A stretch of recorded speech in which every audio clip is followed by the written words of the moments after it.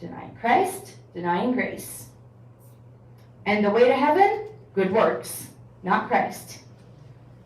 Bukhari, Volume 4, Book 52, number 73. Allah's apostle said, know that paradise is under the shades of the swords. Dear interfaith movement, it's either under the shades of the swords or it's through Jesus Christ. It cannot be through both. Because I don't remember a part of the scripture where Jesus was a warlord. Thank you.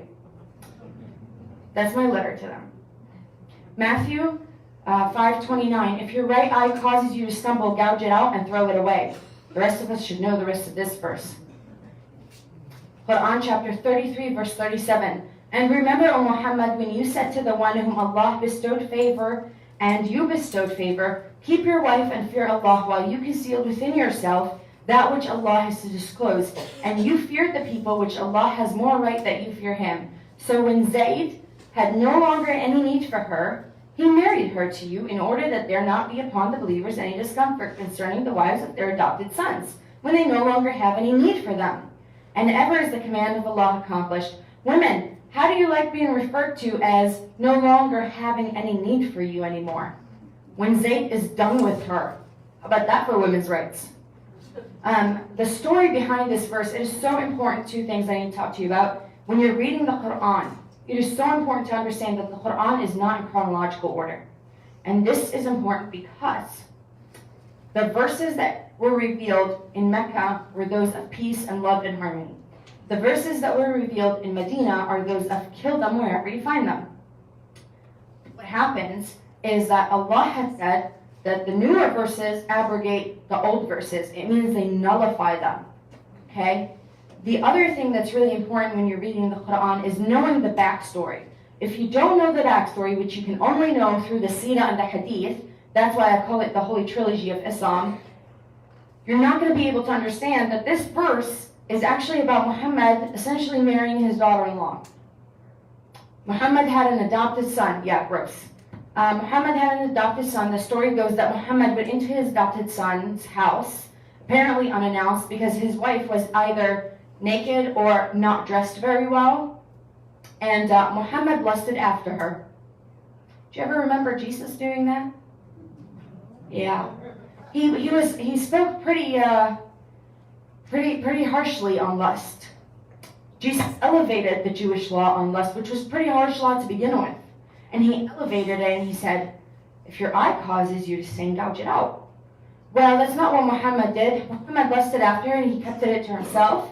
Well, Allah, of course, interferes and says, when Zayd's done with her, his adopted son, when he's done with her, divorce her and you can marry her. That's exactly what happened. Zayd divorced her and Muhammad married her, and it's obvious from this verse that Muslims had a problem with it back then. Alright, it was as gross back then as it is today.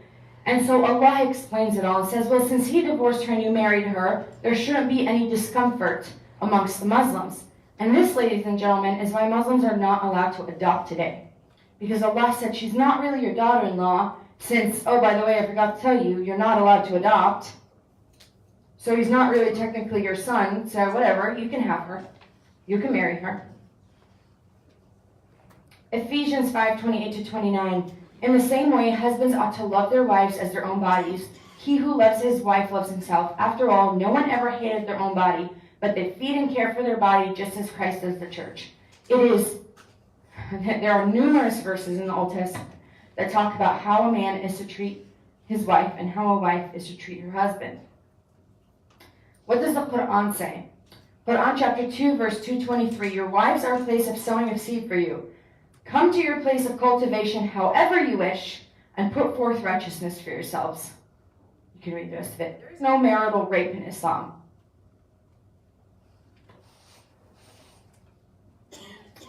Another thing, while this is loading, that we're going to talk about is that in Islam, in the Quran, Allah does not refer to marriage. Alright? The word marriage in the Quran is zawaj. And that's not what the word that is used in the Quran is. The word is nikah. The word nikah, literally translated, means sex. Alright? In Islam, you have a sexual contract between a man and a woman. in this sexual contract, the man pays the woman her dowry, okay? And she does, technically, according to Islamic Sharia, she does get to keep her dowry. The fathers that take that dowry are going against Islam. I like to be completely fair when I say this. She's supposed to keep the dowry. In the event that he divorces her, there's another amount of money that they have agreed upon. It's usually called the akhar, the one that comes at the end. That's what the translation is. All right? So a man can have 4 wives, and then he can have his sex slaves.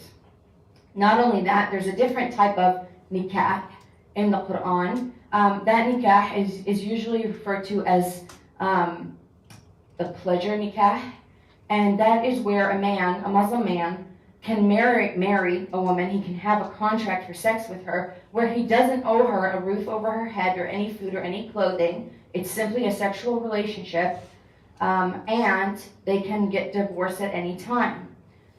Muslim men do partake in this kind of marriage a lot when they're in the West, or when they're traveling, or when they're traveling for studying. And that is because they don't actually want to have kids with these women. They're just there for what it's called. It's called the marriage of pleasure. All right, let's see this video that came out of Minnesota. Maybe we can get some sound out of it.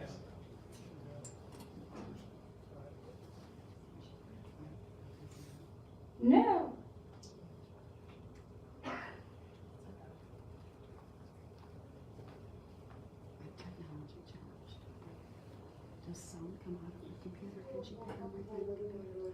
American law is still a couple of Sharia? Sharia law. I'm a Muslim, I prefer Sharia law. Sharia law, yeah. You prefer Sharia law over American law? Of course, you. Of course, yeah. And you find most of your friends feel the same way? Yeah, of course, if you're Muslim, yeah. He can make his daughter marry somebody. Yeah, he can. He has the authority, Authority. Yeah, to do that, yeah. So here, how young do you think it's okay? Yeah, 15. How do you feel when this whole controversy with the Prophet Muhammad, and people depicting the Prophet in cartoons, how does the whole thing make you feel? That really pisses me off, you know what I mean? Because if they know it's a button to push. That makes me angry. It's just that everyone gets like the big freedom, and then they don't see that the freedom that they're getting is causing a problem. It's causing hatred for other people. Would it be better if we made it illegal in America to make fun of the Prophet Muhammad? Definitely, yeah. Do you think we should make a law that makes it illegal to That would be better, yeah. That would be better. To stop, aggression. I was so upset and I was so mad. They insulted our religion, they insulted our prophet, and we couldn't take it. and they shouldn't be allowed to do that? Oh my God, big time, yes. Do you understand the motivation behind the people then who strike out violently against people who depict the Prophet Muhammad? Yeah, I understand totally where you're coming from, yeah. You understand why they feel motivated to do that? Yes, because when you every day you face frustration and every day you have you're mad or somebody say that or you feel hate yourself. You can do anything you want. You commit suicide. You don't care because your heart is telling you I don't want to live no more because you couldn't take that much hate or you kill someone. In a way, they kind of deserve it. Yeah, no, every action has a consequence. Is it right to kill somebody who insults Muhammad? Yeah, because she had the religion, I understand. But she shouldn't beat up the prophet, Do you understand why people would want to attack her? Yeah. Yeah, there you go. Minneapolis. Yeah, if we had the video from Sam Harris, actually, you'd know that about a third of British Muslims believe that somebody who insults the Prophet should die. So that's a conservative number. That's a conservative number. The conservative estimates are that only, this is how the media puts it, only 20% of Muslims around the world believe in violent jihad. Do you know what 20% of 1.6 billion people is? It's a lot. It's a lot. All right. If you remember, our former president, Barack Obama, said that Islam has been contributing to the United States since its inception, and bless his heart, he was telling the truth. Some of our founding fathers who had to deal with Islam: John Adams, Benjamin Franklin, and Thomas Jefferson. John Adams, I believe, was ambassador to England, and Thomas Jefferson was in France when they had to go and talk to the Barbary pirates because the Barbary Muslim pirates were taking over American ships. We were pretty broke when we started out. More than broke, we were in debt as a nation. And they went to the leader and said, "What the heck?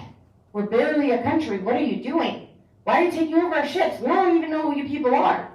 And he said, "Well, because Muhammad and Allah told me to do so." Since then, America's been paying the jizya. America is paying the jizya. The jizya is the tax imposed on non-Muslims by Muslims. America was paying up to 25% of its gross income to the Barbary pirates until, wait for it, Thomas Jefferson decided to make up this great group of guys called the Marines. Yeah. And they went to the shores of Tripoli for a reason. The first foreign war that Americans fought was due to Islam. The Lord uses everything for the good of his people. Thank God for the Marines, right?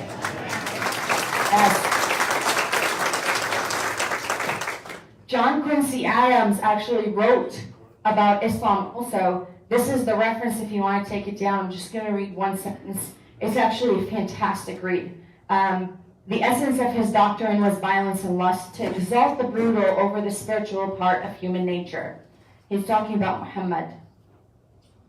So let's look at political Islam. The majority of Islam, if you really take Islam, here's a good reference for you. Dr. Bill Warner, politicalislam.com. He has the best translations of the Islamic books that you can find. He has some great videos you can watch. He's a mathematician. All right, I love this guy. He's a mathematician. So he actually separated everything, and I can attest that it's true. He separated everything and he put numbers on it. Well, how much of the Quran is dedicated to jihad? How much of the Sirah and the Sunnah is dedicated to jihad? Is this really just a myth that Islam is a political system? And it's not. Most of the Islamic doctrine is dedicated to the political system that is led by jihad. Jihad, the Arabic word, actually just means a struggle, all right? When you carry out jihad, it means you're struggling to get to a point. You're working hard to get to it. That's what jihad is. It comes from the word juhd, which means exerting effort. That's exactly what it means. Well, Islam, when it came up, when it took over, it hijacked that Arabic word, all right? And there are different forms of jihad. There absolutely is a jihad of self-betterment. This is what organizations like CARE, the Council on American Islamic Relations, will tell you. They started a whole campaign. That was when I had my first anxiety attack. When I saw this thing on buses in California, where they were saying jihad is only self-betterment. Well, it is. Only 3% of the doctrine on jihad is self-betterment. And if you ask a scientist if something is only 3% true, it's negligible. All right? So the rest of jihad is taking over non-Muslim countries. There are two different types of countries in Islam. Notice how Christianity doesn't have different types of countries. It's because it was never part of the plan. There's Dar al-Islam, the house of Islam, or the house of peace, Dar al-Islam.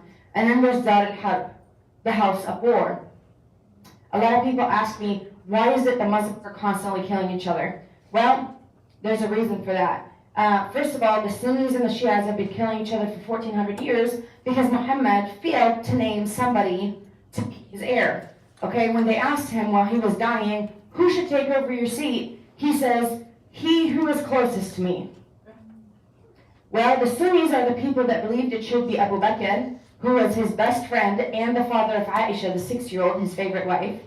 The Shia are the people who believed it should be Ali bin Abi Talib, who was his cousin and his daughter Fatima's husband. So since then, they've been killing each other over this. The other reason is that if a Muslim is not obedient to Islam, if they're not devout to Islam, that means they're Muslim by name only, and then they need to be killed. All right? They need to be given a chance to follow Islam, and after that, they get to be killed if they don't follow Islam. That's why, if a country does not follow Sharia 100% of the time, ISIS is going to try to take over. And it is fantastic that President Trump is able to say that we have defeated ISIS. Amen? Yes, yes. Okay, I'll make a confession here. It's really funny because every time I've talked about President Trump in Minnesota, and I was told that, Trumpers in Minnesota don't really talk about it and they try to stay hiding, so I've never asked who voted for Trump because, I only voted for him so Clinton doesn't go in. Let it go. But every time I've had a presentation, I say the word Trump, I see people in the back going, yay! So I think he's had a fantastic presidency so far. But, I didn't vote in a Messiah. I knew I was voting in a broken man, so I wasn't disappointed.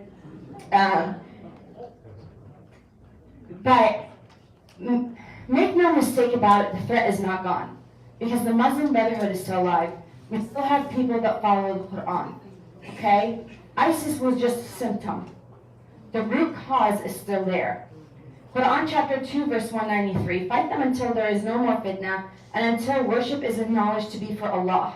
But if they cease, then there is to be no aggression except against the oppressors. Muslims in the interfaith movement like to just cut off everything before this and say, the Quran says there is to be no aggression except against the oppressors. And people eat it up. And then it takes Googling the verse.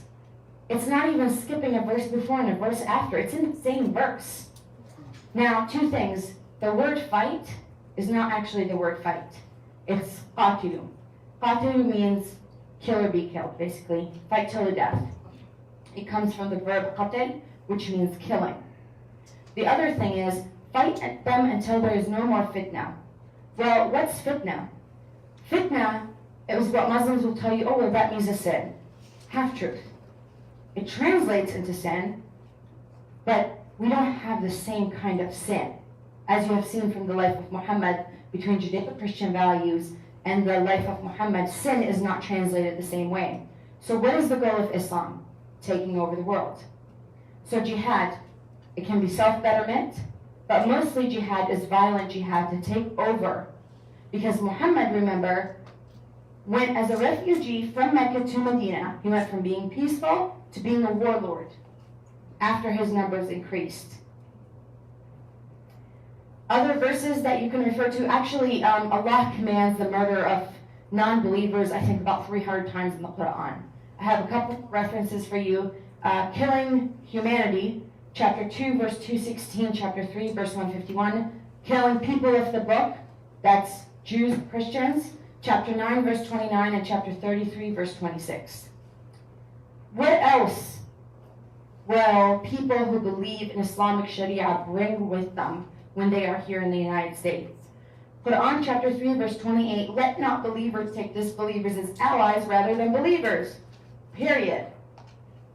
It's pretty straightforward. And whoever of you does that has nothing with Allah except when taking precaution against them in prudence. Okay. Has anybody ever heard the concept of taqiyya? Taman. Alright. Muslims are allowed to lie to you. Alright? They're allowed to deceive you. They're allowed to do whatever is necessary in order to further the cause of Allah. And what's the cause of Allah? What's his goal? That the whole world worships him under the banner of Islam. So a Muslim will do whatever is necessary to convince you that they're your friend. Because he says it, you're not allowed to be their ally unless you're doing so in prudence, which means to further the cause of Allah, because that's what's prudent to do. What's another reason that a Muslim can lie to you is if they feel outnumbered, if they feel like they're going to get killed because they're a Muslim, they're allowed to lie in order to protect themselves. Well, Jesus had a different idea of what you should do. You should never lie. If you deny Jesus in front of people, he's going to deny you in front of the Father. You should be honest at all times. There's never a reason to lie. So, when people say, oh, I have a Muslim neighbor and he's so nice and he drinks and he doesn't pray, he doesn't do any of these. You very well might have a Muslim neighbor who's a non-practicing Muslim, but you also might have a Muslim neighbor who's gonna one day might try to kill you. All right? That's the problem. When our agencies were saying we are vetting these refugees, what are you doing? You have a piece of paper, you're asking them, do you wish to kill Westerners? Is that how you're vetting them? What exactly are you asking these people to vet them? So you never know. That's the thing. You're playing Russian roulette. And when at least 20% of the Muslim population will admit that they're willing to go out and kill non-Muslims, that's just a small piece of the pie. Then you have to look at the people that are willing to finance them. All right? Every time a Muslim goes and puts zakah, which is their tithes that they pay, a portion of that goes towards jihad. Saudi Arabia didn't take one refugee, but guess what they were willing to do? Build over 200 mosques in Germany. Where does that generosity come from?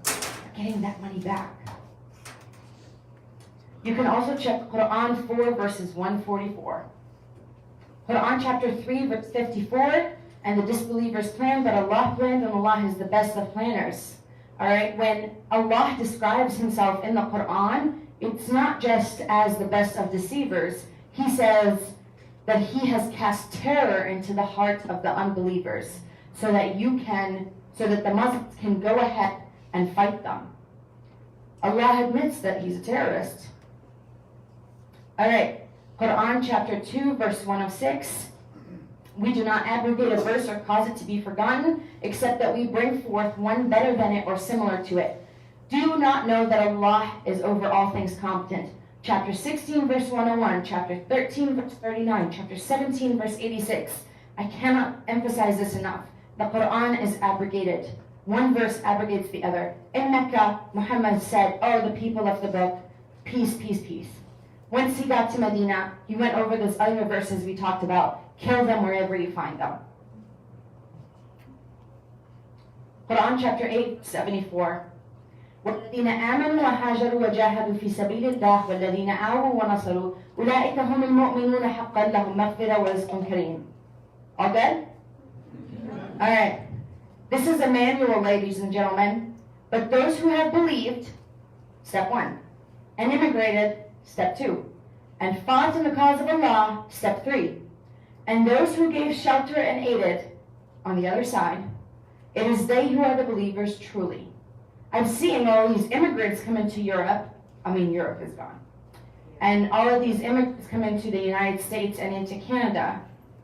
And everybody's so surprised that they're raping and pillaging and taking advantage of welfare systems. And they have managed to funnel over $100 million out of Minnesota that we know about. And everybody's surprised. This is a kind of civilization jihad. They're infiltrating into the governments, they're infiltrating into the school system, they're infiltrating into every single section of government that we have. We already have them in the FBI, now we have them in Congress. Some people say we've had them in the White House. I don't know. I try not to take jabs at Obama, but it's so hard. All right, but ladies and gentlemen, we have two sections of people mentioned in this verse. Muslims who have come over and done jihad, and Muslims who were already there and aided them and gave them shelter. Ramadan. I've been told that churches in Minnesota to put up, not all churches, but a lot of them, put up Ramadan Mubarak signs. Is that true? Put up Happy Ramadan signs outside of their churches. The interfaith movement is apparently really big on that. Well, what does Ramadan mean? Quran, chapter 97, verses 3 through 4. The night of decree is better than 1,000 months. The angels and the Spirit descend therein by permission of their Lord for every matter. All right, Ramadan commemorates a couple of things. One, it commemorates the night that Muhammad received his first revelation, where he in fact was convinced that he saw demons. And he went back to his first wife Khadija saying, Dathirini, Dathirini, which means cover me up, cover me up. He was actually really shaken because of it. It was Khadija who said, oh no, you didn't see demons. You actually saw Gabriel. Okay, Khadija. The other thing, it also commemorates the Battle of Badr. All right? I believe it was the first battle that the Muslims ever took part in, and they won. And so, what is the significance of Ramadan outside of that? First of all, if Muhammad led battles, then Muslims have to lead battles. Muslims have to go into it and do the same thing that Muhammad did. The second thing is because Ramadan is their holy month, any hasanat that you accumulated are multiplied by a factor of 70, 700, or 1,000. So if you get 50 hasanats, say for killing a Christian guy, multiply that by 70, 700, or 1,000, depending on which school of Islam you belong to. All right? So you accumulate gold stars at a high speed rate. For the captive, we're based on a Luke 4:18 or Isaiah 61:1, whichever one you like to go with.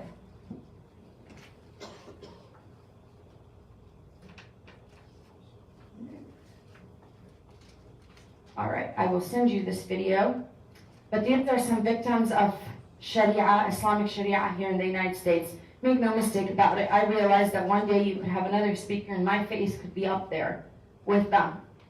Noor Maliki, she was killed in Texas. She was 20 years old. Her dad ran over her because she was too westernized, refused an arranged marriage, moved in with her boyfriend's family, refused to wear the hijab. Tahani Mansour, she was shot in the head while she was laying in bed by her father. 27 years old. Her crime, she broke curfew, did not clean her room. Hatis Peltek, killed in New York, 39 years old. Her crime, she found out that her daughter's uncle was molesting her oldest daughter, who was, I believe, 21. So she took her 4-year-old to the gyno to find out if she had been molested as well. When her husband found out, he attacked the 21-year-old, the 4-year-old, and the mother with a hammer. He killed the mother, the 4-year-old, and the other daughter survived. Shayma Al-Awadi. Shayma was 32 when she wanted a divorce, and because of that, her husband hit her on the head with a blunt object till she died. Asiya Zuhair Hassan, a victim of Islam in New York. She was 36 when her husband beheaded her for getting a divorce. Look this up. Please do. This is an interesting case. I mean, all of them are interesting. But this one, her husband actually was one of the founders of an Islamic TV station in Buffalo, New York. Wait for it. To go against Islamophobia. Yeah. Palestinian Isa. Tina was the first recognized case of honor killings in the United States. She was 16 years old when her mother held her down and her dad stabbed her to death. Her crime, getting a job and dating a black boy. Dubaina Ahmed was 39 years old when getting a divorce caused her husband to slit her throat, her 2-year-old niece's throat, her sister's throat, and her father. Sarah and Amina Sayed. They were 17 and 18 years old when they refused arranged marriages, refused to wear the hijab. They were too westernized, had boyfriends. When their mother, who was actually a white lady who married this Muslim guy, she was not a Muslim, lured them back. They had ran away. They knew something was coming. She called, said, "Oh, your dad just wants to talk to you. Come on back." He shot them to death. We actually have the 911 call. She has not been found guilty of being an accomplice or anything else. She's still running around. So what do we do? What can we do? Truly love Muslims. Tell them the truth. It is not loving to hold hands, sing kumbaya, and tell them that we worship the same God, because now you're ending any chance of them knowing that they're wrong and getting any kind of chance at salvation. The other thing is to tell Muslim women that their universe is not the right one. Often they are isolated in their Muslim communities. They're afraid to speak. They're afraid to come out. Pray about it. Let the Holy Spirit lead you. I told a good family member of ours, I said, how can I tell people to go ahead and talk to Muslim and to be bold and tell them the truth when I know they could get killed for it? He said, you're not telling them. Christ is. To follow Christ is to put your life on the line. Help good organizations. The American Decency Association is a fantastic organization. Sharia Crime Stoppers is a fantastic organization.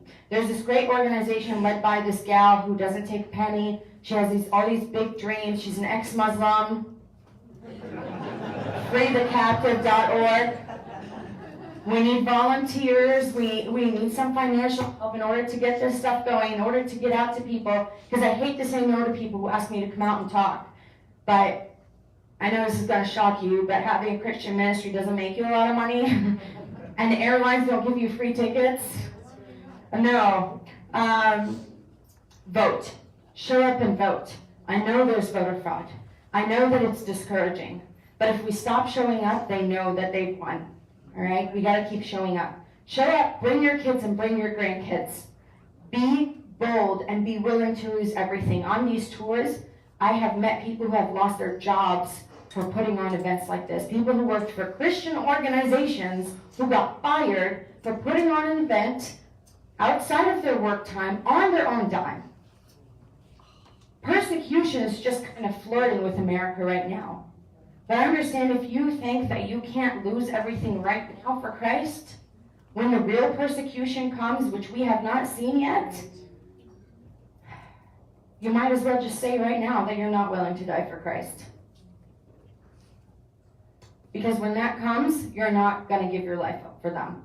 Know that the people that you don't think are willing, that are not willing to join you, are going to be the same people who are not willing to stand up for you when they come for you one day. So I know that's kind of depressing, but I know that this is the safest I've ever felt in a building with a bunch of veterans.